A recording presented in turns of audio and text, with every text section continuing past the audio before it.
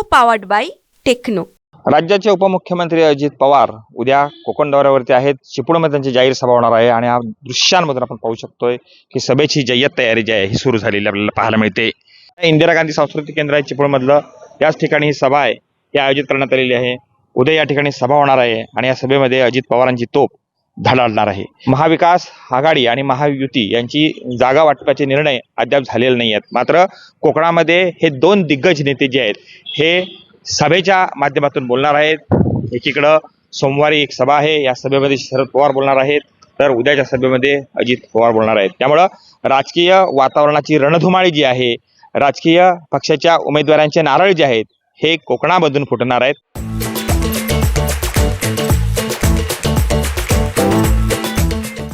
कारण शरद पवार आपल्या सभेमध्ये उमेदवार जाहीर करतील, अजितदादा देखील उद्या आपल्या सभेमध्ये उमेदवार जाहीर करतील, उमेदवारावर शिक्कामोर्तब होईल अशी शक्यता आहे।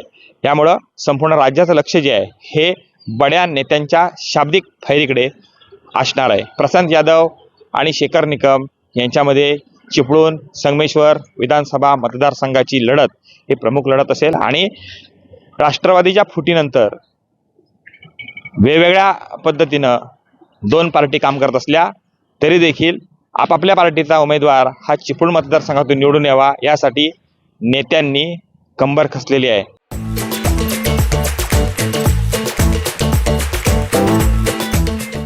आणि यामुळेच हा जो जोर आहे हा कोकणामध्ये पाहायला मिळतो। फुटीनंतर पहिल्यांदाच दोन नेते हे कोकणामध्ये येत आहेत, त्यामुळं शक्ती प्रदर्शन हा मोठा विषय या ठिकाणी निर्माण झालेला आहे। आपापल्या पक्षाचे कार्यकर्ते हे शक्ती प्रदर्शन करतायत।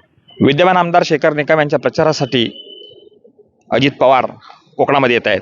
जाहीर सभा या ठिकाणी घेतली जाणार आहे आणि या सभेमध्ये अजितदादा काय बोलतात याकडे संपूर्ण राज्याचं लक्ष लागून राहिलं आहे। पक्षफुटीनंतर पहिल्यांदाच कोकणामध्ये चिपळूणमध्ये अजित पवार आणि शरद पवार हे दोन बलाढ्य नेते येत आहेत आणि सभा घेत आहेत। त्यामुळे या सभेकडे संपूर्ण राज्याचं लक्ष लागून राहिलं आहे। Krishnakant Salgaonkar, TV Marathi, Chiplun, Ratnagiri. Co-powered by techno.